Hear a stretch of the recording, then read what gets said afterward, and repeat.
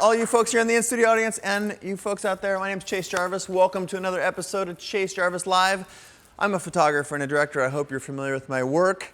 We have an amazing show for you today. I would love to start off by thanking the people that helped me make this possible, specifically HP for the presenting sponsor slot. They helped me make the world a more creative place. My tripod company, Manfrotto, my website company, Live Books, and Broncolor, my lighting company. They take good care of us and help me bring this show to a global audience. So big thanks. There has been a contest going on all week. If you saw the blog post, we are giving away signed Les Stroud survival knife and an ultimate fan package. Two winners who were sending out great creative tweets. One is at Brandon Tigret with 2 T's. Nice job, nice job, Brandon. Thank you. And at Travesty with a number 5 in there for the S. Thanks very much for pimping it. You guys get some of those treats, and to win that, send an email to production@chasejarvis.com and we'll send that stuff to you in the mail. We're going to start a new contest right now to help pimp the show and so we can get a large global audience, and what we're going to do is we're going to give away a GoPro Hero 3. That is the 4K camera. This is a beautiful, beautiful piece of machinery that both Les and I use in our filmmaking. And in order to do that, what you want to do is, if you hear something great being said during the show, it's probably going to come from Les because he's dropping one-liners left and right. But when he says something cool, put that quote, a link to this page here where you're watching it, which is chasejarvis.com/live, or a short URL, the hashtag CJLive. And we're going to grab one of those tweets and give away, that person is going to win a GoPro Hero 3. So, today's guest is fascinating, and before I personally introduce him, I want to cut straight to a video so you can see a little bit more about my man Les Stroud. So take it away, that little video you got queued up.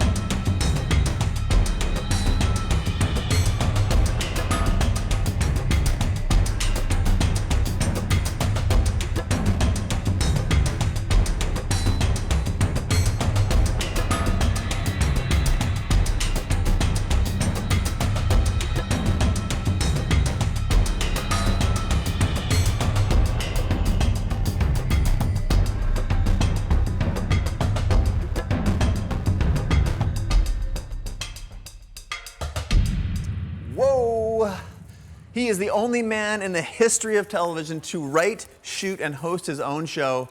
He can survive, obviously you watch that video, he can survive in the wilderness for weeks or months, but can he survive 1 hour on the couch with me? That's what I want to know. Please join me in a warm welcome for Mr. Les Stroud. Yeah, buddy. Yeah, buddy. Woo! Thanks, guys. Nice. Thank you. All the way from Canada. Yeah, all the way from Canada. And you're a little under the weather today, so I'll take it. Yeah, it happens. Yeah, I didn't want to cancel out on you though. So. I appreciate you sticking through it. He's surviving his cold. Thank you so much. Even Survivorman gets a cold. Actually, I've had a couple of occasions during the filming. If you watch on the first season, remember the Arctic episode with the snowmobile that ripped apart? You listen to my voice there, it sounds super awesome, sexy, and raspy. It's because I had a horrible head cold and laryngitis right before I started. So sometimes you just got to keep going. Thank you for braving it. I really appreciate it. We have what I feel like is a very interesting and different show than the other sort of interviews. So I've watched a lot of hope so. I've watched a lot of interviews with you, and let me tell you what we're not. Let's actually talk about what we're not going to talk about just for a second. Eating scorpions. How long have you survived in X? What's the coldest temperatures ever been? So I'm not going to go there because what I want to focus on is your creativity, your innovation in filmmaking, and the thing that made you famous, I think, which is your drive and desire to do something different than the rest of the world. So before we let all that other stuff go about eating scorpions, anything you want to say about that? No. Chase and I, when we had our dinner, we had dinner last night, and that was one of the things, is that so many interviews, and the first question, what's the grossest thing you ever ate? Hardest place to survive? What's the worst climate? It's always, and they're in the FAQs, and they're on 35 different interviews. So we're not gonna do that. But, so with sago larva in the snow, there you go. Larva, really? So we're not gonna talk about that stuff. What we're gonna talk about is the real Les Stroud, which is the Les Stroud that I am a fan of, the Les Stroud that we had dinner together last night with. You have done something remarkable, in my humble opinion, in finding a way, A, to sync up your passions with a career, and B, stand out from a noisy crowd, super noisy crowd. How many people want to be in television? A gazillion. I recently saw a stat, they surveyed, I think it was 10,000 people, and 60% of the people wanted to be famous. That's a big part of that is reality television. You know, reality TV has really sort of opened up that whole sort of portal of you too can be Andy Warhol. We'll all have our 15 minutes, right? Yeah, that's true. And the United States is largely responsible for that, I feel like. Thank you, Mark Burnett. Yes, he's done. We'll go back to reality TV in a second. I want to remind the folks at home that while I will be asking less questions and the people here in the audience will be asking less questions, you too, out there in the internet land, can ask less questions using Twitter and the hashtag CJLive, or on my Facebook page. There's a bunch of posts with Les's name on them for introing the show today. You can leave a question there, and we've got some folks behind the scenes that are sorting it. So you too, whether you're in Nairobi or Nagasaki or Nebraska, can ask this man right here whatever it is that you want to been asking, as long as it wasn't what was the worst thing you ate and all this shit we already went through. So let's go back to the question that I opened with, though, which is you've done something different by fusing your passions together, and there's a lot of people in the world that want to do that and they can't, or they won't, or they don't. A, what inspired you to do that? Maybe take me back to when you were a boy in Canada, and then B, tell me how. What's the recipe? Well, you know, the childhood thing, you had that guest on a while back, Green, the author. Robert Green. And, you know, I tend to agree. I think he made his point about, you know, when you hit 10 years of age, if you really were to be taught, or this is my input now, if you were to be taught or mentored, you know, at that time of life, well, what is it you really want to do? Like I'm just going to digress a little bit here. Like with my kids, the last thing I'll ever say to my kids is you need to get a job. I'll never say that. I'll always say, what is it you want to be doing?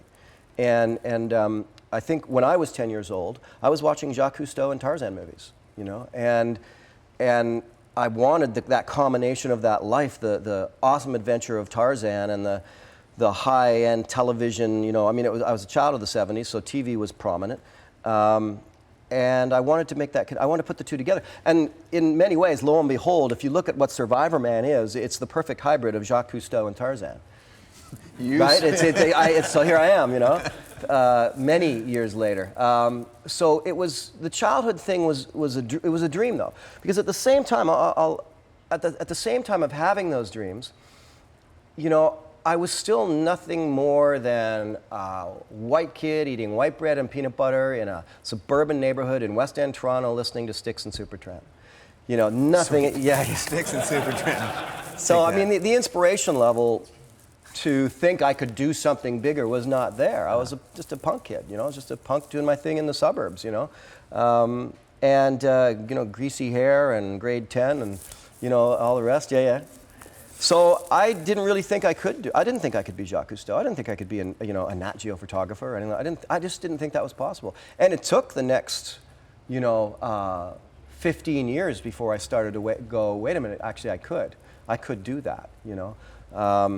So that's where it started. Anyway, that's the childhood beginning. Yeah? Yeah. Keep going though, because there's obviously the moment where you realized that you actually could. So what you gave me right there was, I didn't think I could, here's my background, but at some point, and you said maybe 15 years later, so there was something was going on in your brain in that 15 years, which was? Well, it's frustration, right? I mean, frustration with mediocrity has been my lament since I was a kid, you know, just getting bored of the same old, same old. And so sitting there in Mimico, Ontario, which if you go to the Blue... Let's give a shout out to Mimico, yeah, shout out to Ontario. Mimico. Where are you? There's like 8 people from Mimico watching right now. If you go to the Blue Goose in Mimico, which is I think one of the oldest bars in Toronto, it's got a wall of fame, and on that wall of fame is a picture of Brendan Shanahan, the hockey player, and Survivorman. Yes. Like, yes, I saw this bar many times from a different angle. So, you know, I really didn't think I could go anywhere as a kid. I didn't, and the other thing too is that we could bring into this conversation is the concept of being an artist.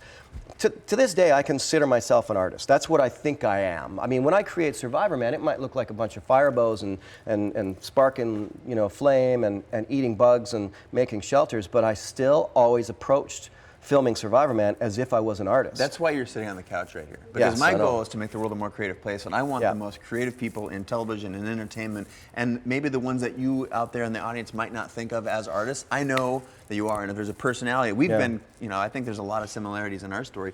You're sitting here because I find you to be incredibly creative. Well, thank you. Well, and at the time, being a teenage punk, without any mentorship or guidance from my parents, and that's one thing I always say now, like, I'm really big on mentorship and stuff. I think it's really important. Speaking of parents. My parents, I've done how many of these shows? Like maybe 30, 25 or 30 of these shows. I do 12 a year. I did 15 last year, and that's been for 3 years. My parents, they love me, but they like to watch from home. In their underwear. In their underwear, yeah. We talked about this before. My dad's gonna love that we talked about him in his underwear on the air. Yeah. But they're here right now. That's my parents right over there, you guys. So let's give a shout out. First time. First time. First time it came to the show. So speaking of mentorship, I had great mentors. My parents are awesome. But you said that... well, I didn't. Mine sucked. No.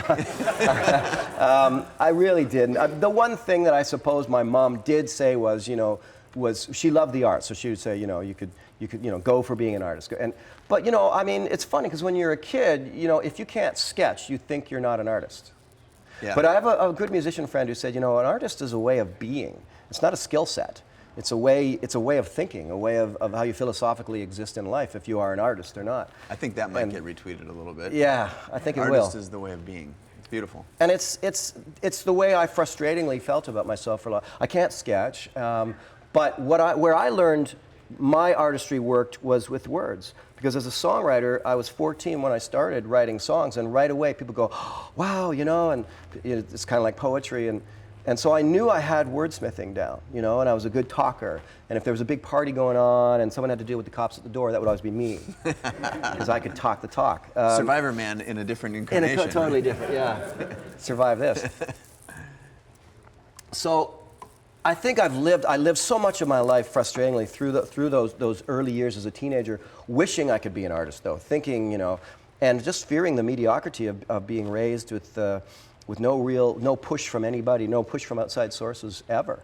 And I think, you know, how did the change come? It was so incremental and so long over. I mean, I wasted a good 7 years in my youth. This is one thing, you know, if you look at me, I'm tangenting a bit here, but if you look at sort of Survivorman and you think about the role modelism of Survivorman, and, you know, Boy Scouts, which I love talking to Boy Scouts, they love what I do, and you start to get the role model put on you, but I've never tried to claim that because my youth was extremely misspent, you know, and I always felt, and even I say with my kids, you know, I was like, I feel like I wasted and completely lost 10 years. Wow. So I was in my 20s and taking some music courses at college when I started to kind of clue in that, you know, I could take this, I could do something with this. You know, it's more than just charm and quick wit. There's a talent here of some sort. There's something I can do. I love performance. I mean, you know, it's funny because I'd talk about listening to Styx and Supertramp, you know, and I would never have said this to my teenage buddies, but when I would come home, my mom had albums like Fiddler on the Roof and Brigadoon. And so I'm watching like Gene Kelly, I'm like 16-year-old boy, you know, doing things he shouldn't at school, and watching Brigadoon thinking, man, that Gene Kelly can dance. You know, and what I loved about it was performance. I loved just thrilling people with a story. That's it, right? It's the art of telling stories. Oh, it's beautiful. And I loved that. So I had all these little weird influences. Yet I had the Jacques Cousteau Tarzan thing always sitting over here. And then when the music came in, that interrupted that. But even then, my buddies will tell you that they used to nickname me Yule Gibbons, which is like a guy who used to teach wild plants and all the wild plants you could eat. They used to nickname me that when I was 18. So we were party animals, but like, hey Yule, what kind of plant is this? They would joke over to me. So obviously I still had that thing in me, my love of the natural world, my love of the wilderness, and yet I was trying to be a rock and roll star at the same time. So I think life is so cyclical, because now if you look at what I do, Survivorman became the hybrid of Jacques Cousteau and Tarzan. My performance, my live performance, my concert shows are me doing the rock and roll thing, but I bring in all my film footage, and I'll stop and tell stories halfway through the concert of Survivorman, because, you know, we joked about me not wanting to, you know, talk about eating scorpions, but on the other hand, like, I'm always happy to answer those questions at the same time, because that's what people started watching in the first place, you know. Is that scorpions? No, there's no scorpions. Oh, it's cashews. Yeah. Okay, so one of the things that I liked that you said, I feel like I want to continually relate the things that you say back to the people at home, because I think this show is aimed to be deeply inspirational, and I think there are so many folks.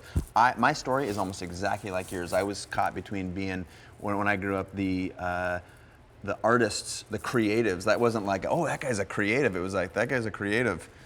And I was struggling to reconcile my athletic jockness with that, and I chose jock because those guys aren't getting any girls, and I felt, like you said earlier, I kind of was confused. I didn't know what to do. I'm just sort of living a middle-class life, thinking, I've got everything I need. I'm not getting beaten, and I got no struggle. Am I really an artist because I'm not a great drawer?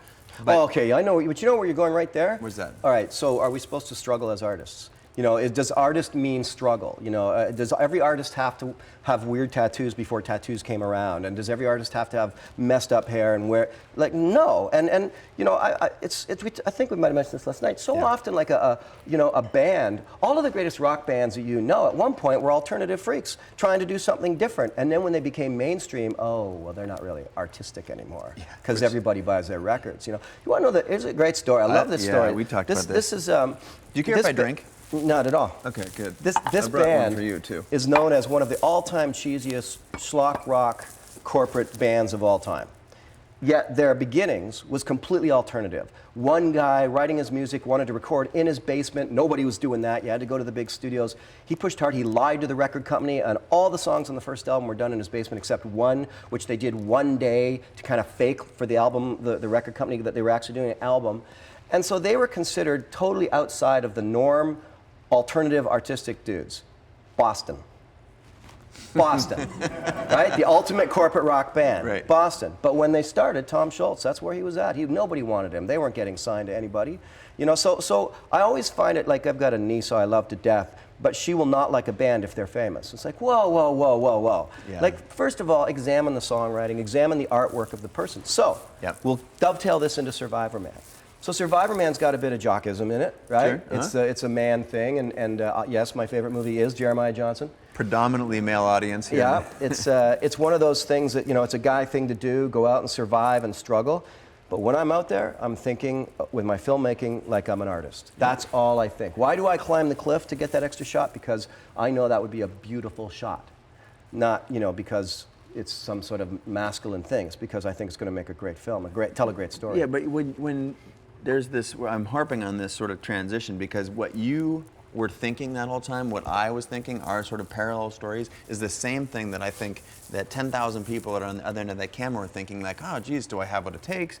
And I'm scared to do this. I don't think I can't afford it. It's too hard. There's all these hurdles between them, and I'm trying to get these people to let go of that, because like it's never a good time. You can never afford it. You always never ever. There will always be fear. I have fear with every project that I put out, there's some sort of like, man, what's going on in my head? I got to get this out of me. And that doesn't go away. You actually have to do it. So what would we tell the people at home? It never goes away. If you watch that latest documentary on YouTube, there's a great line in there at one point where Bono says, God/Bono.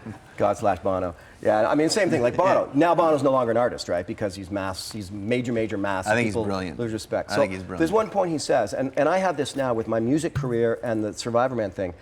There's a point in between your big artistic ideas where you've got everything you did and is known for, and all your big ideas of what you're about to do, and then there's this point in the middle where there's nothing. And it's the scariest place to be as an artist. And yet we all have that fear because, do I quit my job to focus on, I'm living that right now. Because I'm talking about doing more Survivorman shows with the networks and other type shows like that, but I'm really pushing the music and everything I'm doing with that. I could call everybody right now and say, I'm not gonna do a season. I'm done, and I'm going on the road playing with my band, come what may. I could do that. And at some point, who knows, maybe that will happen, but that's a scary chasm. I'm hoping that, in my position, they'll dovetail nicely, but they can also be like that. And that leap across there is scary as hell. And we've done it many times, and I think you do it repeatedly. And I think the folks at home that have this creative pull are wondering, or they think that they're probably alone, and that the folks who made the leap to a creative career didn't ever have to make a leap. It was just they walked across the bridge, and I don't think that's true. Well, and overnight success too. Yeah, there's no such thing. Oh man, I've been digging a ditch for 10 years. But I feel like that is something that you had to experience when you first decided to turn the camera on yourself. So let's go there for a little bit. Talk to me about. So you're like, you're a middle class kid in Canada. You grew up your mid 20s. Your early 20s, your friends are making fun of you for eating stuff off the ground in the woods, and then how do you decide that you're now going to be the first person in the history of television to write, direct, star, and shoot your own show? Well, you don't. you don't make that decision. That's just dumb. Yeah. Right? Well, I think if you are open. This might make your throat feel good. Yes, thank you. Yeah. If you're open to where to your own instincts. I mean, instinct is everything. When I was about 30, I started to first, read about and and all the crazy books you might think about instinct, following your instinct, right? Following I just read The Alchemist, first time in my life I read The Alchemist. Following your personal legend, and which I highly recommend. And so it does come down to hearing that voice inside, the 10-year-old voice, because the 10-year-old voice is still there. Robert Greene, he was onto something. Yeah, he absolutely was. Yeah. So it did come down to following instinct, but was there a point where I decided I was going to do this Survivorman thing? No, man, that was a long, slow, again, no overnight success, right? In 1986, I was watching a bad film about a guy who had survived overnight that they'd set up, and it was just cheesy cheeseball stuff, 1970s. Sounds like some of your competitors. Yeah, well, yeah, good point. And I remember watching it thinking, well, this was really bad, but that's a great idea. Why? Because now here's the natural flow. I was a survival instructor. All I wanted to do was make some home videos on how to survive. At that point, but it's conspiracy of everything happening at the same time. The whole Malcolm Gladwell, outliers and the Bill Gates living where he did and the Beatles and all that stuff. Well, so in my case, I had this idea in 1986, but there's nothing I could do about it. So fast forward 14 years. In that time, I'd been doing my adventure lifestyle. I made a film about living in the bush with my ex-wife. And we had this year in the bush. So I'd done some things, little things, and I'd go to the REIs and I'd give my little talk on the year in the bush, and I'd do all the things that all of us canoe heads and outdoor and hunters and fishers, all the stuff that that was me. Here I am, welcome, and there'd be 30 people, and then I started getting. What happened was television changed. So first that happened. Mark Burnett put Survivor Series on TV. Yep. That was the first thing that happened, and it was fake. It wasn't real. So they started asking me to do these interviews on radio. Well, you have these adventure films, and you're a survival instructor. Is this stuff real? And I would say, no, it's it's a kind of a joke. And all of a sudden the light went off. This 14 years later, and the light went off, and I thought, you know what? If they're asking me all these questions now, I should call the television networks and see if they want to have me go out alone and film. So what was the other piece of that puzzle. For the first time ever, you could pick up a camera that big and film yourself in TV quality. Yep. Until then, it was all high 8, and high 8 was not television broadcast quality. Or you had the big shoulder mount, which you cannot film yourself. You can't do what I'm doing with a shoulder mount camera. So the VX1000 was available, first time ever. So the conspiracy of my interviews, my life of adventure, and a couple of little films I did, the Mark Burnett thing being on TV, all that, and these new cameras, my life, you know. So, and the lesson to that is, and I think a lot of people, if you with your creative thoughts, if you had a great creative thought when you were 12, it's still good. It doesn't cease being great. So I had that idea, and my Survivorman idea was really from 1986. And I didn't pitch it until 2000. 14 years later, it found its time. It incubated, right? It incubated, and it wasn't ready. I was ahead of my time. Yeah, so it wasn't ready in 86, but it was ready in 2000. And when I called up, I was not thinking, I'll be the first person in history to do a film about myself. I wasn't thinking that at all. I was thinking, how the hell am I going to film myself without food in my stomach? That's all I was thinking, you know? And so I pitched it to the networks, and of course, and they loved the idea because they'd never had that pitched before because no one ever had a little camera before, you know, or the gumption to call them up. And I, you know, another thing with creativity. Yeah. See, let's go here because this is one of my questions. Okay, go ahead. It takes gumption. It takes, to use your word, it takes balls, to use my word, to call these people. And you don't know the right person. I mean, and I think there's this perception that it's a huge barrier to entry. Like, I can't do this. I have an idea. That's not true. If you have an idea and you want to realize that idea bad enough, you will find a way to make it happen. Otherwise, it wasn't the right idea. You have none of this shit comes easy. It's not pick up a phone. Oh, I love it. Okay, great. Here's the contract. See you in 2 weeks. There's hurdles and all kinds of stuff that you've got to fight through. How was it for you? They said this is exactly what we were looking for, and we didn't know who to call. That's awesome. So it fell in my lap, and I was a star. No, it was not at all. That is what they said, though. Right. That's exactly what they said. But, okay, well, just but to I want to riff on that go on for what a you said, because I think the cold call is magic. Yeah. You know, I literally sat on the edge of my bed in my bedroom with the phone up, saying, "This is Les Stroud calling from Wilderness Spirit Productions." Doesn't that sound professional? I was in my bed. I probably had my track pants on. You know. So I tried to make myself sound professional. Now, I had done one independent film, you know, and it had won a couple of awards. Now, won some awards. It won a local film thing in Muskoka, you know. Yeah, that's right. It's not like it won an Emmy, you know. So most rented movie at the library, right? Yes, exactly. Library. Most rented movie at the library. The library in a town of 800. So, where I shot the film. Right. You know. So you put all 800 people in the film. That's right. They're all in. Their names are all at the end. That was it. The cold call is a magic thing, and you know, we're talking about artistry here, but it's really all things in life. It doesn't have to. It could be starting a business. You know, I'm always quick to do that. I mean, I love talking about myself as an artist, but that's not to the detriment or to the, you know, pushing away of everybody else in life and what they do. And there's a great. And we could tangent on some great conversations. No, but this is how I want it to be, though. There's a great bit of artistry in business. Seth Godin, the well-known writer, he calls the business people in his books artists. Yeah. And there's a good bit of creativity there. So I think when you and I can talk about artistry right now, I don't think we're excluding those folks. So we'll bring them along with us. Let me tangent. That's interesting. I always love, I wish I could remember it, but there was a great composer who had pointed out that every artist should learn some basic business.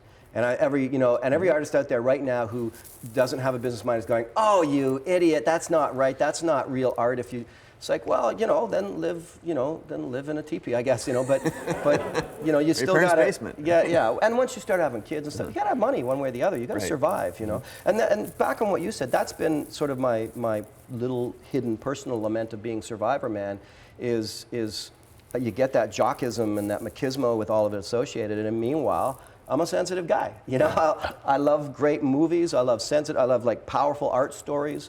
You know, I get moved by music and moved by movies really well. And I always intended that Survivorman needed to move people. Now, I've told this story before, and I want to tell it for you because this is, I think it's a bit to where you're going, is every single day on every Survivorman shoot that you guys have ever seen, I would sit down by the edge of the shore just like this, rocks, water, wherever I am, the desert, and I would sit there and maybe it was, you know, I'd been sleeping in the shelter or whatever, and I I would, meditate, talk to myself, pray, whatever you want to call it, and I would say, whatever I'm going to do today, let it be something that influences people in a positive way and is inspirational. And then I would think, okay, well, what a dumbass I am. How stupid is that? I'm going to build a shelter. How is that? Well, a year after the first Survivorman came out, I started getting emails from people. Things like, you got me through 8 months in the hospital on my back because of your show. My son and I are back together again because of your show.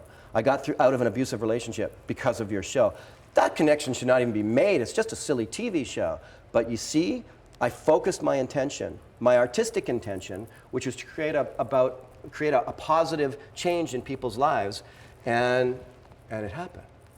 That thing worked. That's beautiful. And I think that's a big part of art is that is actually part of the definition. There's only of one art. Miles Davis. If I spill something right here accidentally and it goes on here, it's not art. But if I intend to spill something and I'm going to photograph it as this beautiful piece of performance art, then it's art. Art is driven by intention, and by you setting that intention, I feel like that's a really interesting.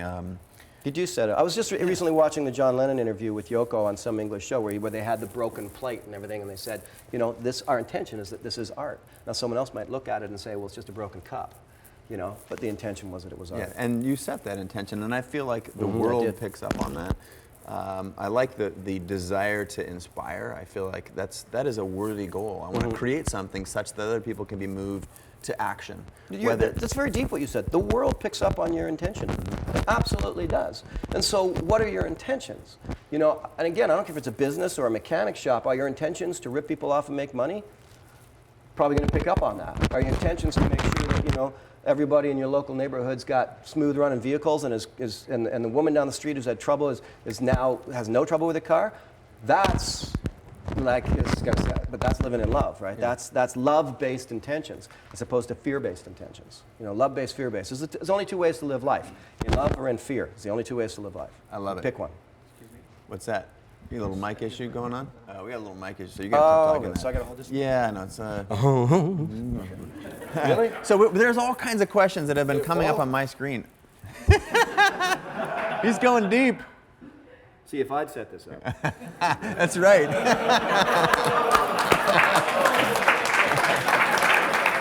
Nice. I'm kidding. Doug's back there going, this is horse shit. He's got great. Now let's put filters on his voice, make him sound like Donald Duck for the rest of the show.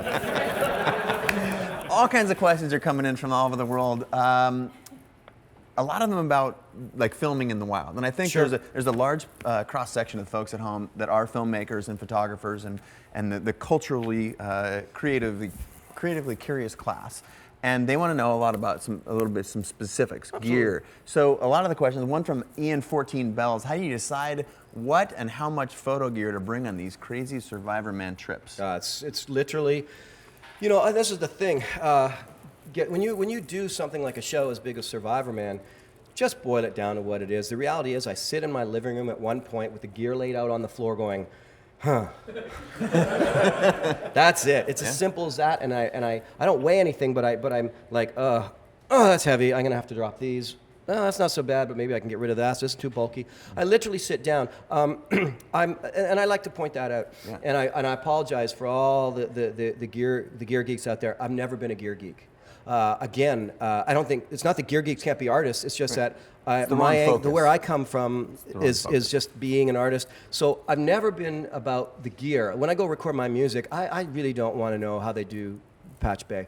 I could sort of do it. I just don't want to know. I just want to play my guitar. When I make my films, nowadays I got a couple of young guys who they'll say, oh, the Canon XF100. I'll say, okay. We'll take it out and let me know if it works, and they'll come back and Max or Andrew, they'll drop it in my hands and I'll say, well, it fits into the backpack, and they say it gets awesome footage, Done. So I literally, but to answer your question a little better, I definitely go for the latest and the greatest, and that's the benefit of being an independent filmmaker. Whereas, like, if CBS were to change all of its edit suites or all its camera gear, it's going to cost them $38 million. It just cost me the 1 or the 3 new cameras for this new season, which is part of the budget anyway. Yeah. So I go latest and greatest with everything I do. I'm always upgrading to the next camera. I was a little Sony dependent for a while. I liked them. Then I switched to some Canons. And get that, guys, some sponsorship would have been nice. I'm trying, man. I'm trying. Never got sponsored for any camera gear ever, so I just went for the latest and the greatest. And but it was all about small GoPros. You mentioned GoPros. Yep. Yeah. And why am I not an ambassador for GoPro? I don't get it because I know some people. I'll see if I can hook you up. You know some people. Know some people. Yep. Well, I mean, I love the GoPro camera. Yeah, so I use that. Now we put it on the chest mount, and as I said, I call it, it's my Call of Duty angle, because like, cameras are, So, and when you watch the Norway episodes, and I did that fall down the mountain and everything, and then at one point I'm laying on my back like this, I'm exhausted. The GoPro picked up my heart thumping, and it's like breathing, up and down my breathing. So I go for latest and greatest gear. I sit down in the living room, I make it fit into the backpack, I go shoot a show. It's as simple as that for me. That's beautiful. I recently climbed Kilimanjaro to raise awareness for clean water issues through Water.org and a bunch of friends. And it's exactly the same thing for us. We're like, all right, you're going to be walking for this many days. You have this many bags. It's not rocket science. No. And I personally like to go for things that are highly dependable, or if they break, they can be easily replaced by things that are similar. So instead of bringing 6 different formats, I'll bring one format and 6 versions of it. So there's only one charger, there's only one set of cards, there's only one, so that you don't have to have a lot of different. The very first show I did, I think it was the very first episode for Survivorman. I had a Panasonic, a JVC, a Sony, and a Canon. And when I got that back, the editor just freaked on the white balance. Was like insane, right? And that's my editor, Barry Farrell's a genius, and so he'll look at gear for me too, and sort of make sure I got the right stuff that I need for the shoot. Well, that's good to know. I know the folks, the gearheads at home, of which I am not one either, but I'm passionate about getting something that is very, very effective. It's good apple juice, by the way. Yeah, thank you. Good. So there's another question that's coming in from Johnny Milkovich: is where do you think you'd be hadn't you followed your dreams? Wow. The concept of not following my dreams is such an impossibility in my mind. It's a hard. It's Johnny.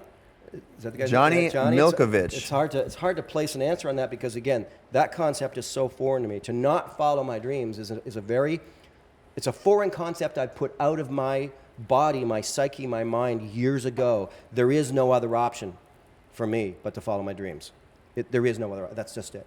So where would I have been if I hadn't have followed my dreams? I would be miserable probably. That's a good answer. We'll leave it at that, actually. Seriously, I like it. Why don't you hand me your mic, because I'm going to hand that to someone in the crowd. I'm going to take a question from the crowd. We're going to swap out your mic. Question from the crowd. Who's got one? Right there in front and center. So let's make sure we get a camera on this guy right here, if we can. All right, and go ahead and fire your question over to me while, look at that, we're good now. I think we're back up. Are you getting a signal? I'm just curious to know. First of all, what's your name? My name is Justin. Welcome, Justin. Welcome to our living room here. Thank you very much. Thanks for having me. Pleasure. My question is, what was the most difficult obstacle you'd say, and also maybe like the lowest point, and how do you think did you overcome that? What did you do to get past that obstacle? You're talking in the wild, or you're talking career-wise? Career-wise. Career-wise. Right. The lowest point, what'd you do to get over it? Good question. So not specific to Survivorman in the bush. How's Les's mic? Are we cool with Les's mic? Right on. Back to you, sir. Okay. So in general, in life and in career? Correct, yes. Toughest obstacle. You know what? I'm going to answer this with a little slice of reality. Being broke. It's hard, not having money. It's funny because, I told a story to Chase last night where I was giving a talk to a bunch of canoe heads and outdoor adventurers about the year I spent living in the bush. And at the back of the room, a woman stood up. And with frustration, and you could tell, and exasperation in her voice, she just said, how can anyone afford to do what you did? As if I must have had a rich uncle. And of course, I didn't. And my answer, which was just instant, was, well, you can't. You can never afford. What's your point? You still have to do it. So the toughest obstacle for me in career was getting to that understanding that, you know what, come what may, and this is with kids. If you've got kids, well, I guess that year in the bush I didn't have kids yet, but especially with kids makes it even harder, is getting over that fear of being broke, that fear of, because we're attached to things, right? In your house, your apartment, your car, whatever. And boy, when you take that leap, like me, if I were to quit Survivorman and all my filmmaking today and take the leap into thing, well, I have staff to worry about, and they have salaries, and I have office. Like, what's going to happen? Do I have to start selling things off and sending people home? That's very scary. a lot of responsibilities. And the second part of your question was? How did you overcome the fear? The fear of that. And like I usually do. You just go for it. I just go. Persevere. I just, there's the whole phrase of sucking it up, right? If you jump into really ice cold water, you got to suck it up first, right? It's like, here I go. And there's a real philosophical angle to that too. I think, I'll tell you one thing, the minute I get the go ahead to do Beyond Survival or Survivorman or, when the networks finally come on for this next season, I have a moment alone at home where I just go, oh shit, what did I just do? And I'm literally nervous, little butterflies and like, wow, what do I do now? I have to do this now. One of the things that helps a lot with ideas, and like I say, let's keep it beyond artists, but also into business and things like that. I believe in sharing your idea with everybody. Because when you do that, a couple things happen. Number one, you hone it down to what's really the good part of the idea. Because if everybody laughs at the same thing, if everybody points out, let's put it this way, everybody points out the same problem, you might want to go, maybe these people have a point. There is an issue with this over here, I should fix this. So you hone it down. And the other thing, you just gain this confidence level in doing it. So I would always pass. I pitched Survivorman to two of my closest friends in the film industry. They literally laughed openly at me in the room. And I respected them, and I was hurt. 2 weeks later, I was signed. A year later, they were both asking me for a job. There you go. I think, that's beautiful. That go, no-go moment, I think there's a gut check moment there in every major decision, a career decision, a life decision. And the idea of being broke, I think there's this perception that the folks that have always had. And obviously, you talked, about growing up eating white bread in outside of Toronto. It's not the case with almost everybody I know. There are a handful of people who the silver spoon took them along the path, but most of the people who've done stuff that I find moving and incredible haven't come from that. Just went for it. Yeah, my wife waited tables and brought her tip money home every night so that I could go develop the film that I shot that day. And we lived literally from her tip. Sugar mama. Yeah, absolutely. At $20 at a time. And I'm still grateful for that Kate. She's sitting over there. But Sugar mama Kate. That's right. But that desire to do something is greater than the fear to not do it. Yeah. I feel like that's the go. I'd like to add this question about obstacles, though, because in the larger career sense, one of the greatest obstacles when you're in the creative field is coming up against the executives. It's a massive job to come up against executives. We talked about this for an hour last night. And there's also this belief that if you're a great artist and you have a great idea, or you have a successful show or successful business, that it's just smooth sailing and everyone just gets out of your way. Bullshit. Yeah. If anything, they get in your way. Yeah, because they realize that there's something there. Yeah. And I don't think that there's necessarily an evilness to it, but that is the mode that they're in. They're sort of trained to, like, oh, money. It's like Walking Dead toward money. You got to hold your own. Of you course. Have to just believe. You just talk about it. You can't be stupid about holding your own, though. You can't doggedly hold on to something that everybody is disagreeing. I mean, it's obviously I went on regardless of those two guys laughing at me. I literally thought like an artist. Well, you're wrong. And I proved that they were wrong. But had I gone on and 6, 7, 8 people all said bad idea, and I made my calls and they said no, we're not interested. At some point reality has to kick in. You go, well, I either have to adjust this idea, or it's not the right time and place. But so those are tricky. The obstacle of coming up against the own timing of your idea, perhaps not being the right timing, but you can always adjust. Make it different then. Make it so that you're in the right time, or in some cases. I'm always flowing with ideas, so for me, I just say, well, what's my next idea? I was on a canoe trip one day at the Portage Trail, and I looked up at my friend's wife, and I said, well, if you could do whatever you wanted to do, like if you had your druthers, what would you do? And she just went, I don't think there's anything I want to do. Saddest thing I ever heard in my life. The saddest thing I ever heard in my life. I don't think there's that. Because I've got a list that's my bucket list is 150 items long, Take away my arms and my legs, there will still be things on that list. Beautiful. I want to go to the crowd over here because there's some questions that I didn't get to. The questions are coming in so fast online, I apologize. But let's get this man here a mic and stand up so we can get a good, clean shot of you. Say who you are. And my name's Steve. It's my wife Lisa. Thanks for having us. We appreciate Cool. it. My artistic, I guess, outlet is amateur knife making, and so I'm curious as to how your bushcraft knife came about, and your Wetterlings project. How much say did you have into the final project, the final product? I had a lot to say, and the same thing it's been with my show. I'm not a control freak, but if it's got my name involved, come on. Just because I changed the video on you this morning doesn't mean anything. Can we have that camera move over there? And let's you guys are filming us all wrong. You get that? You should see if you want us to look like heroes, they'd be low, pointing up, and then we look like. And then when people meet us, they go, "How come you're not 6 foot tall?" Get that on Survivorman all the time because I'm always looking down into the camera. It's like, "Oh, I thought you'd be taller." It's like what's the actor in Roadhouse? Oh, we thought you'd be bigger. Patrick Swayze. So to answer your question, I have a. Did you say Patrick Swayze? He just called out Patrick Swayze on this show. How about? Sorry, go ahead. How often is that going to happen? Never.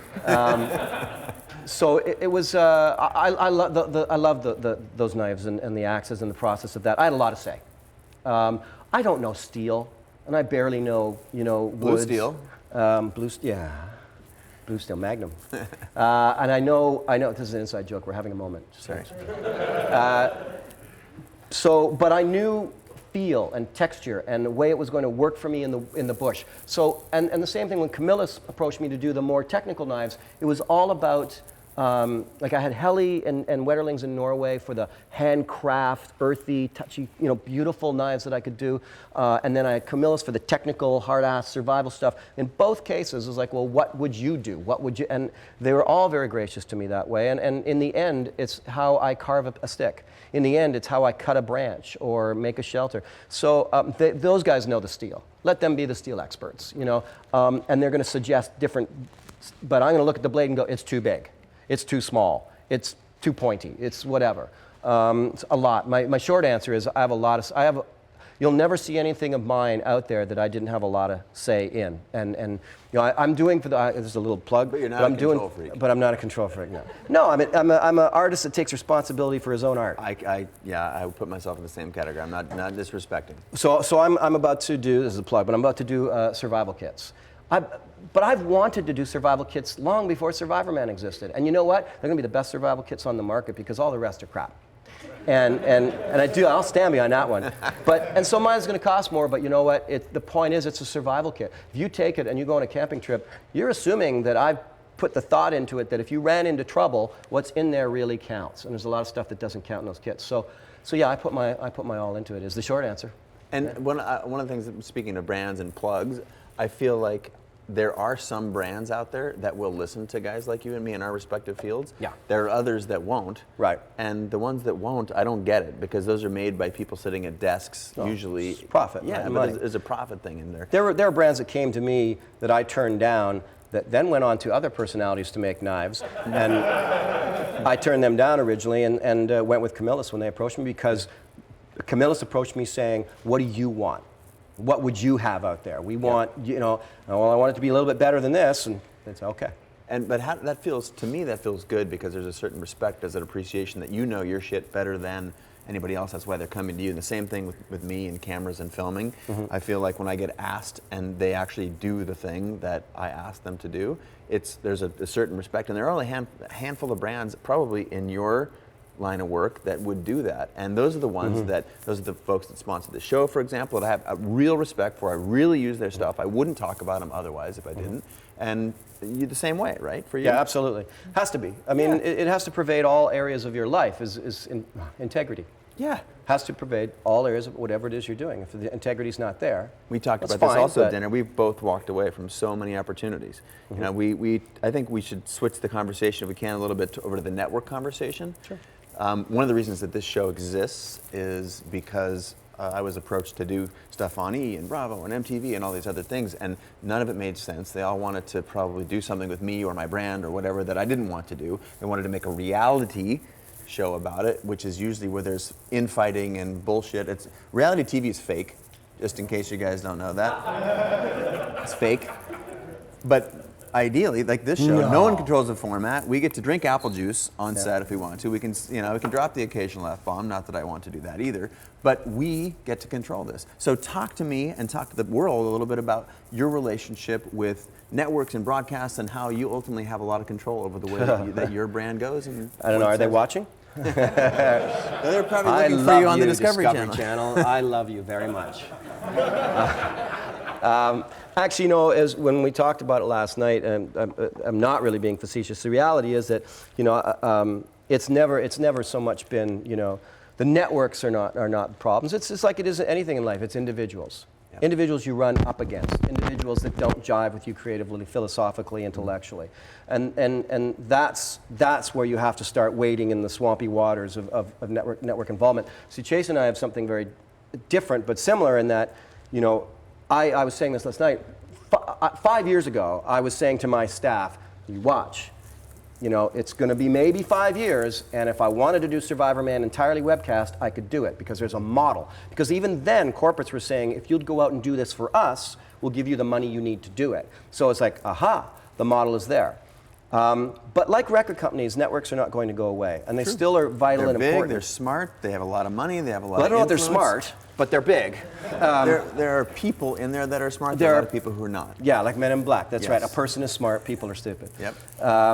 So with the networks, I would bond with the creative individuals, and the creative people in Discovery Channel or OLN in Canada, the creative people it was always good, Yeah. And so I'm digressing a bit here, but we talked about this. I would tell my my editors, we'd get notes back on a Survivorman episode, and it would have 45 notes. And the man's got you down, man. yeah, totally. The young editors would be like, what's all this about? And they'd be all upset, and I'd say, whoa, whoa, whoa. Just stop for a second and think about this. On the other end of those 45 notes is one man who's watched my rough cut, who sat there making notes. He didn't do it to spite me or out of vindication. He sat there because it was a job to make sure the show looked really good for the network. Now, I created all the film footage. I created the edit. He's only getting what I give him. You go through those 45 notes, 37 of them make absolute sense. He was right. Mm-hmm. Another, 5 of them or whatever are pretty good, and I never even thought of. And then there's a handful or a couple that there's no way I'm going to do, and I'm going to, as an artist, I'm going to fight them. So I've always had this relationship with the networks that's been very strange. For one thing, when you deal with a big corporation, which networks are, every year it's a different person. Every second year, I've been through like 5 or 6 regime changes at Discovery Channel alone. Yep. And there have been really good people that I've dealt with, and dorks that I would, and the networks would agree with me. Yeah, we got rid of them. That I hated dealing with, But the bottom line was I knew what I wanted. I knew what I wanted for my creativity. So in many ways, I don't care who's across the table. Either it's going to be someone I'm fighting with or someone who gets me. But either way, I'm staying me. And there's a large part of, if you're working with an outfit, it is a collaboration, and the idea that it's not a collaboration, and that if you just stick your stake in the ground, I'm not budging, you're a dick, and no one's gonna you have to be so good. You have to be a once in a lifetime artist for people to put up with working with a dick. There's only one Miles Davis. Yeah. That's what I would say. There's only one Miles Davis. Yeah. And the rest of us need to collaborate and communicate, and I do that with the networks. Yep. And you know what? There's been many times, my editor Barry might get a little more angry at one of He's listening right EP's now. listening, at one of the executives, and I'd say, oh, hang on, Barry, I actually think it's a good idea. Yep. Think about it, because I've got a bigger picture. I'm the leader in this sense, right? And the leader's up above the jungle looking out, telling the managers which way to cut the trails, right? So in this sense, with Survivorman or Beyond Survival, I had my arguments. Sure. You can bet But you it. pick the right things to fight about. Yeah. And of the 45 edits, 37 of them actually make sense. 2 of them you guys have a deep discussion. This is how it goes between me and clients as well in the ad campaign. 4 or 5 of them you got to have a real conversation about, and you end up meeting in the middle on a couple of those. And then 2, you're like, I'm not budging doing on no this matter what, because this compromises ABC. Yeah. And that's life, right? Yeah. That's a great cross-section of a creative life, I believe, especially if it's something that you're working with the corporations. It's the dreaded compromise word, right? Compromise is a tool. It's like self-discipline. It's not a bad word. It's a useful tool. Mm-hmm. And compromise is a useful tool. You just got to know your integrity limit and how far you're going to compromise. One thing I would not compromise on at all, and I do not hold the networks accountable, for this, but I do hold individuals accountable, and that was I was never, ever going to cheat my show. And believe me, I had pressure right, left, and center from a number of network people to cheat my show. And you can sleep in the hotel tonight, Les. It's going to be get okay. a crew to build your shelter, because then you can, why? Why would they want me to do that? Because now I can give them 26 episodes instead of 10, right? And behind the scenes on that, if you can think of the math real quickly, that's a lot more ad revenue.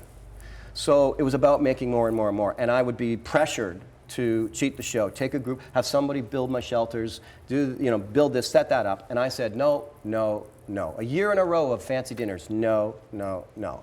Until finally they created something else that would, and someone else that would cheat everything and do that, and off they went, And being a little guy, I'm not going to sue, I can't sue the hand that feeds me, Right. So. Huh. But again, and if they're listening, I've never ever held the networks responsible. There's 2 or 3 individuals that are no longer with the networks. I would have been happy to see lynched at any time, because the pressure that they put on me to do that, and then where they, bringing in others to do it in my stead, was not a good period for me. Right. But what we're talking about, these are global issues. Like, this isn't just Les. This is as a creative individual anywhere, whatever pursuit you're in, these same things apply. Oh, and you know what? I'm interrupting you. I'm interrupting you. So you said, don't interrupt me, and I said, don't interrupt me. That's because I was watching the tweets and say, well, sometimes Chase, he's so intelligent, but sometimes he interrupts his guests because he's got better things to say than they do. So I'm interrupting you, dude. Bring it. I forgot what I was going to say, so carry on. Oh, that's awesome. I forgot what I was going to say too. I will actually, I will leave that sort of artist integrity thing with this, which is, this is also a topic that we should just film dinner. Yeah. But we talked about this a little bit last night as well, which is, I have always maintained that there is a line over which I will walk away. Yeah. If it doesn't suit me to a certain degree, and I don't have to throw a tantrum about it, no disrespect, here's the keys back to the car, whatever it is, at some point you have to be willing to walk away and maintain who it is you are, what you care about, what's important to you, your process, your artistic vision. If you consider all the things we said for the previous 5 minutes, you just don't put that line as the first thing, it's not the first line of defense. You have an understanding that you're working together for a greater vision. But what I believe makes people respect the work that I do is that ultimately I have something that what I will do over here and what I won't do over there. Can you talk about that? Well, yeah, I think that true enough, when you can draw that line in the sand, and it's the last line in the sand, but then you have to be prepared for them to call your bluff. You can't go in saying, they'll never push me back this line because I'm an artiste and they're just going to back off because I'm a hit. No, you got to actually say, they might call my bluff. What do I do if they call my bluff? And it might mean get a job. It might mean something completely different, But I will say this, I think 99% of the time they won't call your bluff. Not if you mean it. If you're good. Not if you're good. They actually won't. But you yourself, you got to do plan A, B, and C, and D. You have to have that last plan D. Because they just might come in and say, we're not doing it otherwise. Okay, so I'll give you a recent example. Oh man, I was hell-bent for leather in the last few months because up in Canada we have a new system called Terms of Trade. It's very boring and complicated, but in the end, the protection terms for filmmakers in Canada to protect the producers is great and now put in place. They're worse terms than I already negotiated for my own behalf. Wow. So the networks are now able to go, oh, Les, we got to do the terms of trade. And I'm like, it's like stepping backwards for me. Yeah. So the terms of trade did not think about guys like me who'd already worked for 10 years to get myself to a better place when it comes to online rights and merchandising rights and further country sales. So, hell-bent for leather up until 2 days ago, I was like, well, I'm not doing terms of trade. And my lawyer said, you have no option, Les. You have to do it. I'm like, hey, terms of trade. Terms of trade, I guess it's pretty good, doesn't it? I like those I just terms of lost trade. all my online rights and everything, but I got all my merch back, so that's good. So it's a crazy, there's business. Now we're into that thing. There's business behind art. Yeah. Art and commerce. Art and commerce. You can't. It doesn't separate have to the be. two. You can do art in the basement of your parents' house, but if you want to make money, there are compromises, and there's no such thing as someone who doesn't. Michael Jackson had to compromise. he probably didn't have to compromise very much. Miles Davis didn't have to compromise very much. But there was compromise. Yeah, there's because human beings are around them that need compromise set in place. Of course. But as I was saying, like Chase, you have now you are case in point of the new modern version of this. And I could be, if I were to court the corporations enough, the different pop companies and oil companies and car companies, whoever wants to give me money to go be Survivorman. I could do that, but I'm still swimming in network land. Sure. Now there's a reason for that, and I will say this. Some of my reason is actually loyalty. You know, when I recently renegotiated some merch rights with Discovery Channel, you know, the new people in Discovery are awesome, and they came and they gave me what I wanted. Now they still get a nice little chunk. Now, should that bother me that on my brand, my name, my face, my work, they get?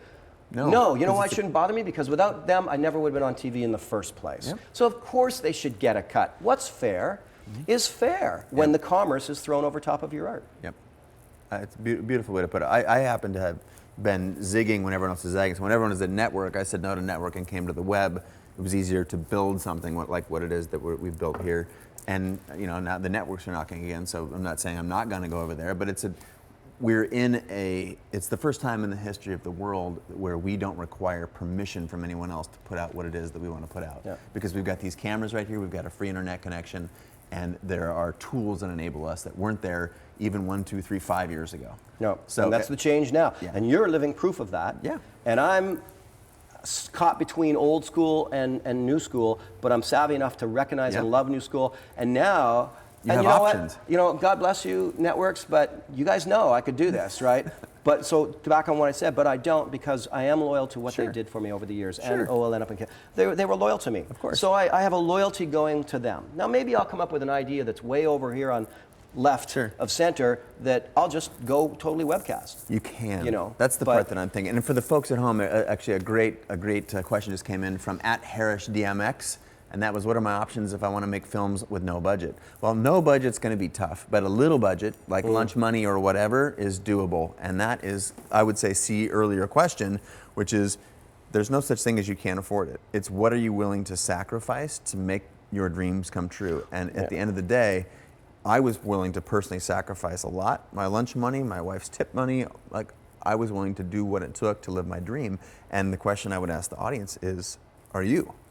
Because that's the definitive sort of, that's where you find out where the rubber meets the road. What's your take on that, Les? Well, the magic bullet in that scenario is hard work. Yeah. That's it. That's the magic bullet, hard work. There's no other option. There's no other way around it. I don't, like I said, I use my auto body shop analogy. I mean, whatever it is you want to start, you got to work hard.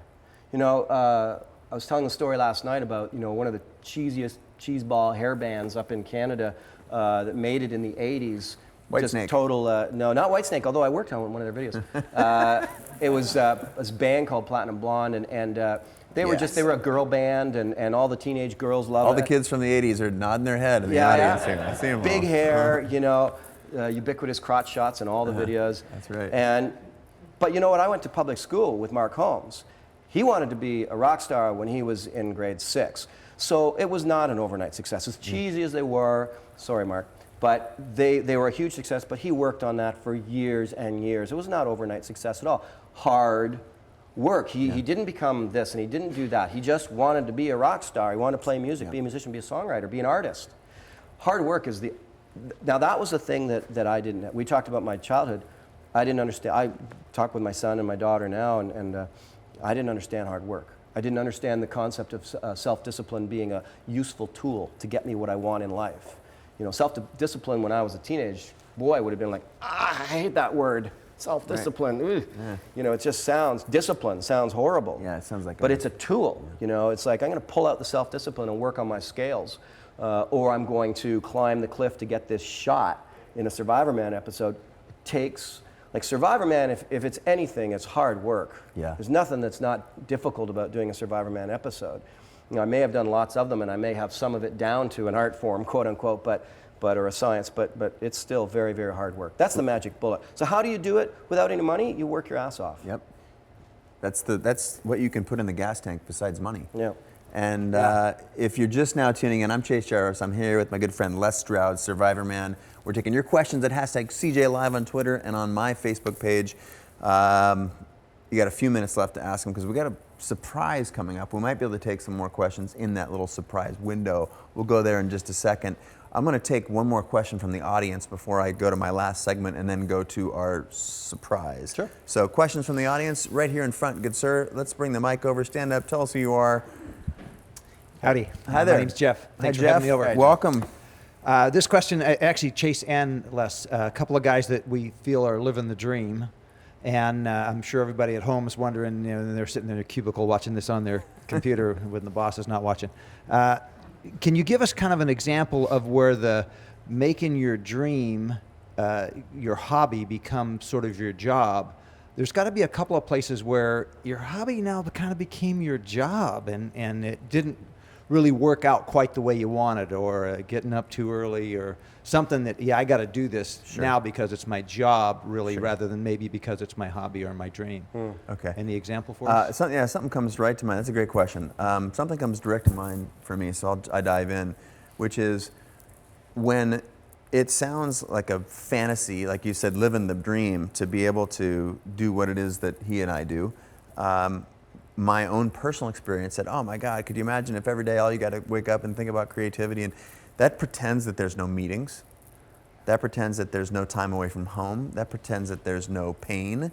That pretends that there aren't times where money is tight, where sleep is low, where all of those things are hardships that you can't see from where you stand when you originally commit to something. That doesn't make them go away, and that doesn't mean that they're not there for everything in the world. There's nothing that is pain-free, there's nothing that is hurdle-free, there's nothing without challenge and strife and struggle. I just chose to put all those things, the strife, the struggle, the hurdles, between me and the thing that I wanted more than anything, outside of marrying my wife, more than anything else in the world.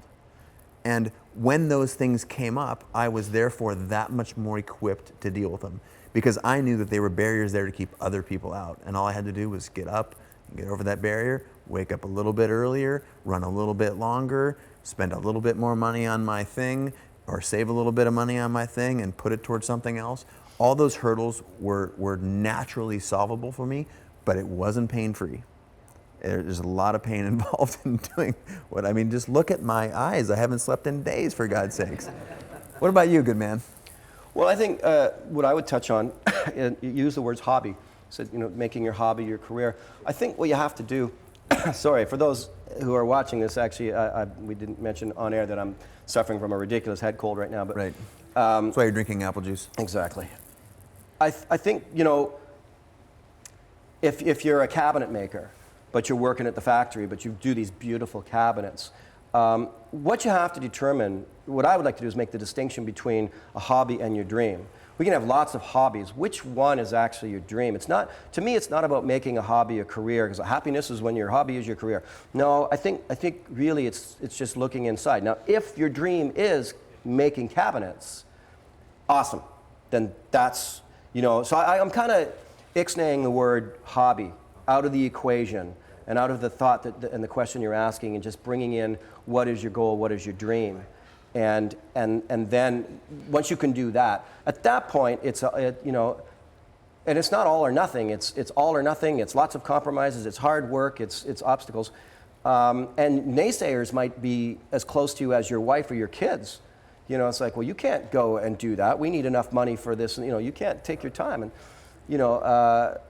but in the end, my kids have to suffer through me being away a lot.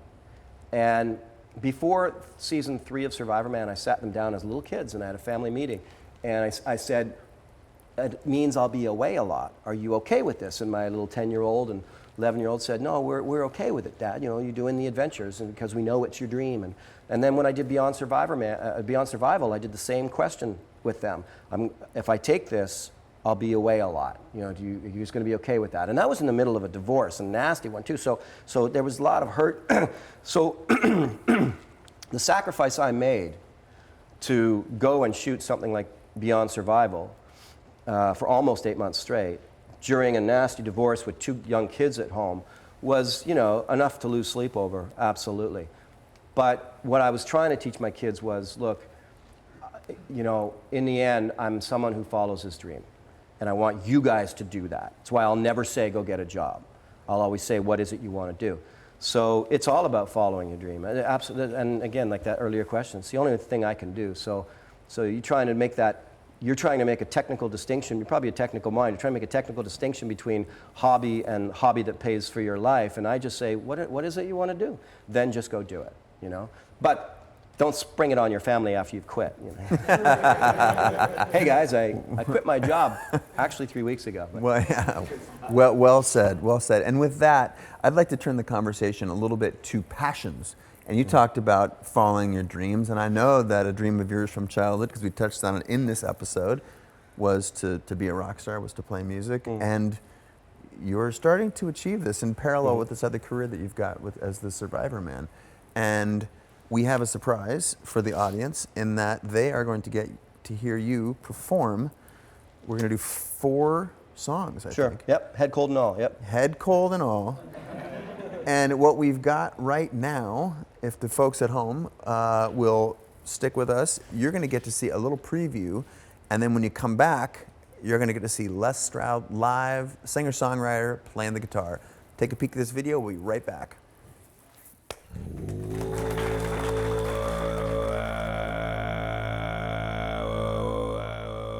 He's been bitten by a reef shark. He's been chased by a jaguar in the Amazon, threatened by 140-degree heat in the desert of the Kalahari, and all this for his hit Discovery Channel series Survivorman. Please welcome Les Stroud, everybody.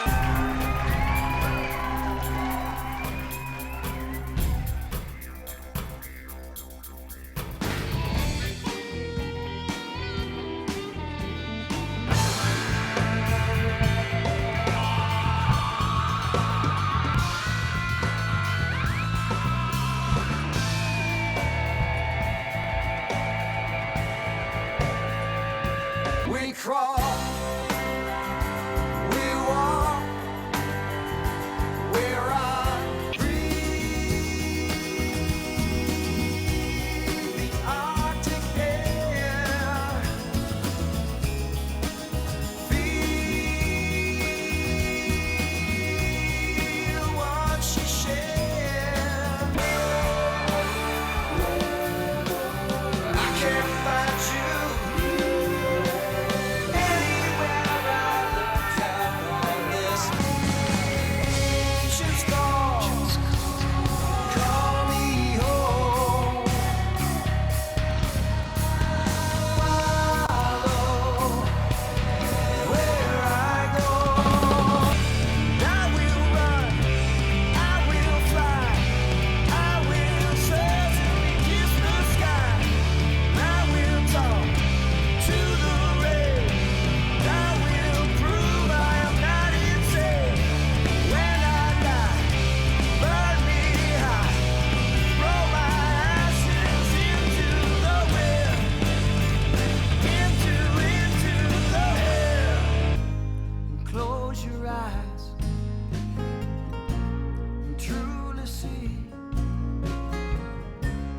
Trust your instincts, be set free.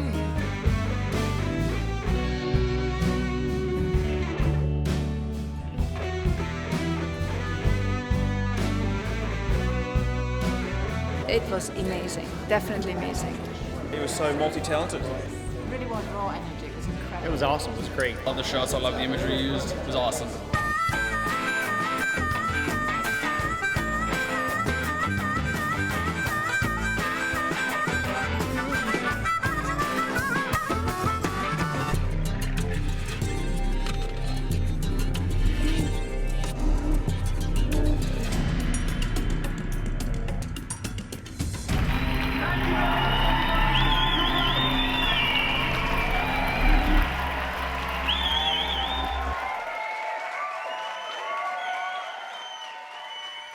All right. Ladies and gentlemen, please join me in welcoming on the guitar, Mr. Les Stroud.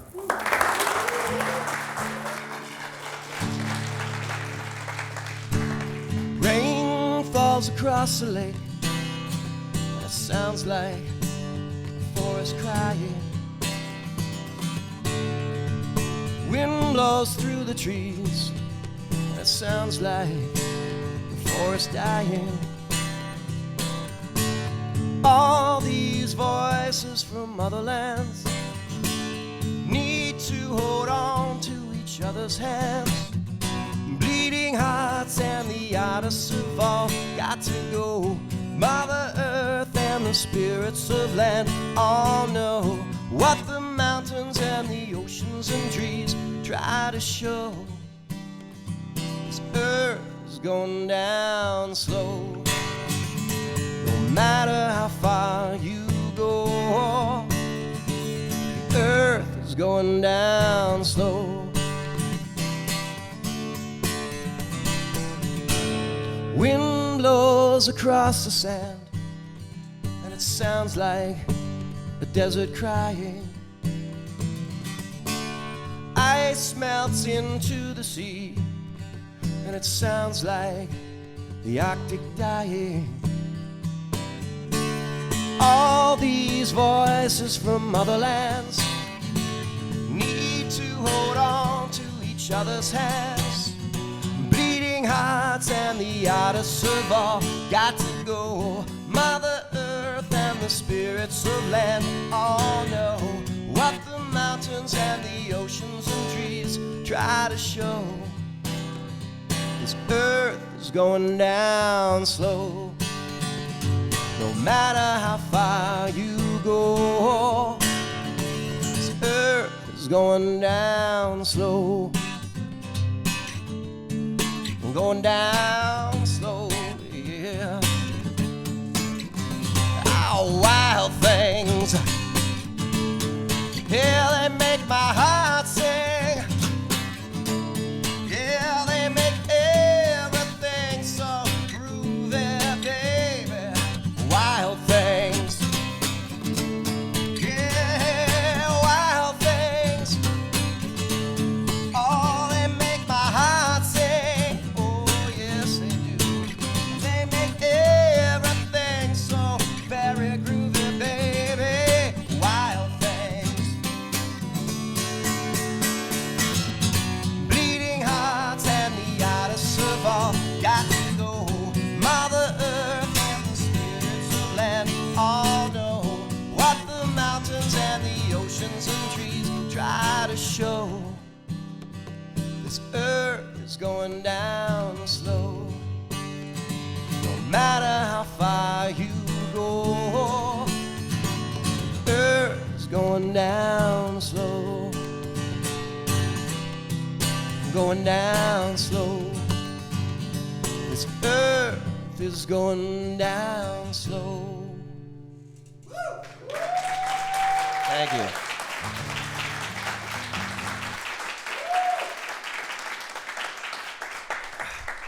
Recently, when Chase and I were talking earlier, I'm not going to do this song. You can Google it, actually. Google Arctic Mistress. But recently, a couple of different agencies, Greenpeace, I think, has picked up on a song I did called Arctic Mistress, and another tune I'm working on, which I'm going to play in a little bit, for the oceans. And a lot of the material I write now, of course, I write, love songs and different material about my own emotions, but because of who I am as Survivorman and because of the work I've done going out in the field and the things I've seen around the world environmentally, a lot of my material now focuses on that and points towards it and talks about it.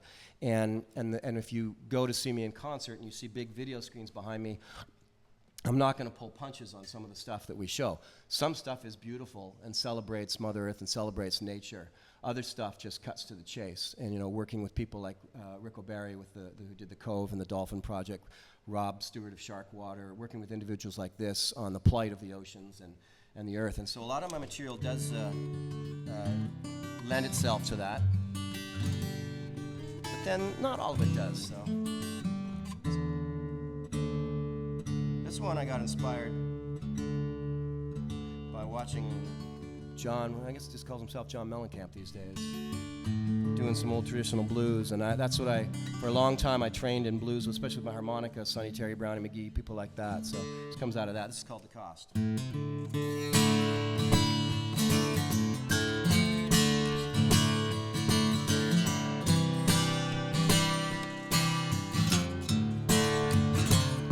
If you're holding on to what was lost, Life's true meaning is a cost, like a battle cry to a desperate soul. I will rise up and pay the toll.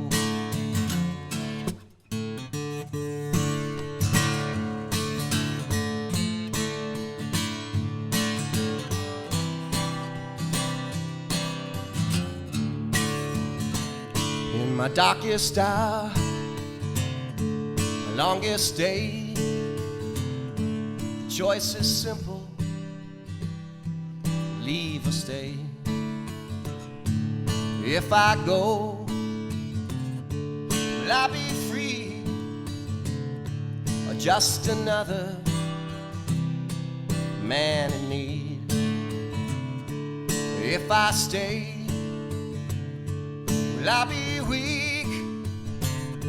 It's only freedom that I seek.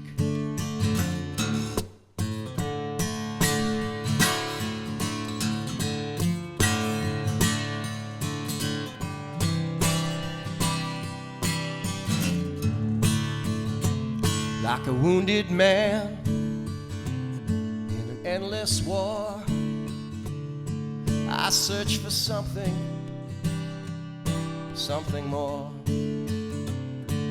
What I find, seldom truth, seldom freedom, seldom peace. If you're holding on to what was lost, life's true meaning is the cost.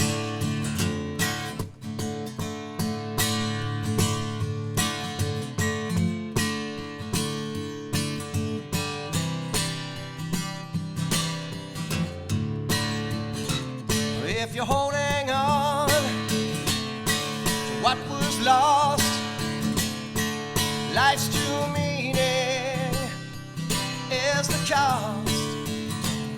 If you're holding on to what was lost, life's true meaning is the cost.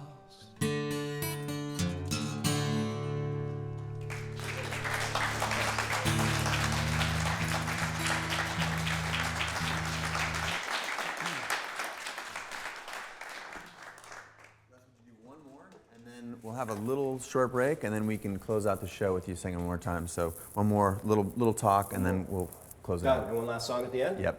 Perfect. Woo! You ready? I'm gonna blow out the sound system here. All aboard!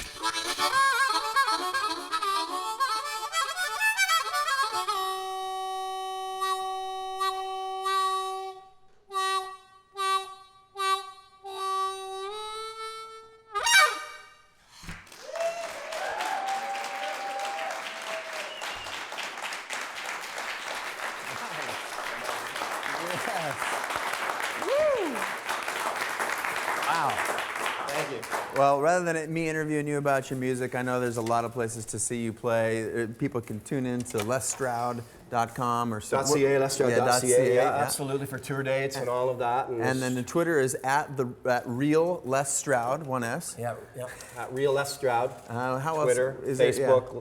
Great, we've got some Real on-screen little tags that are pimping that right now. I would also like to take a second to wrap the show and again say a huge debt of gratitude to presenting sponsor HP for helping me make the world a more creative place, to Manfrotto, Broncolor, and Live Books. Much gratitude. Also, the contest has ended now, and I've just heard that we've been trending on Twitter for the last 30 minutes. So give yourselves a round of applause, folks out there on the internet. Give that a little shout out. Good job.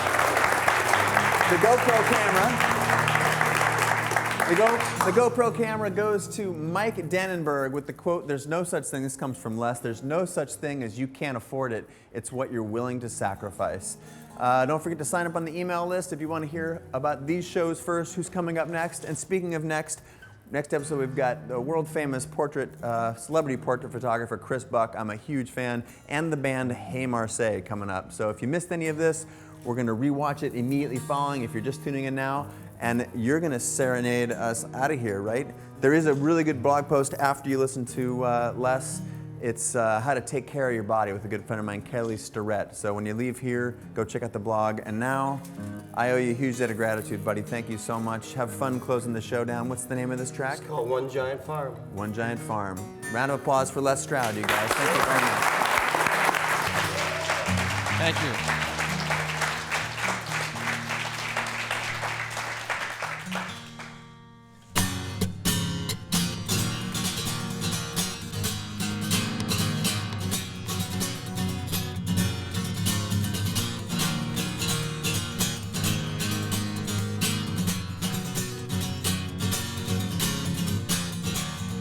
Hunt the dolphins and kill the whales. Yeah, and bloodstains drip from your sails.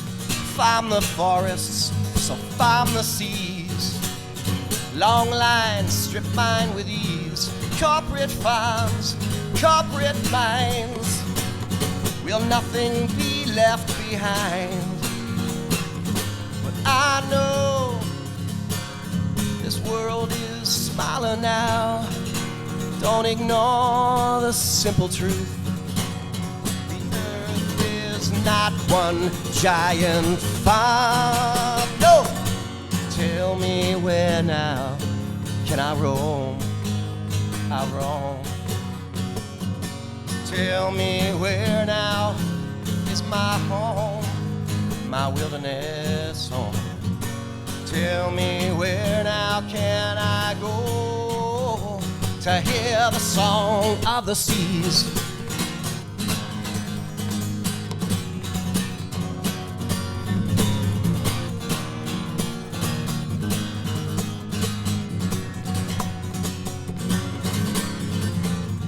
Stop living blindly, hear what I say.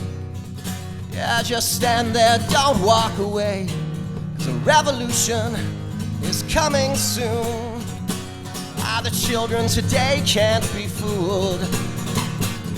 Well, I know this world is smaller now. Don't ignore the simple truth. The earth is not one giant farm. Tell me where now can I roam?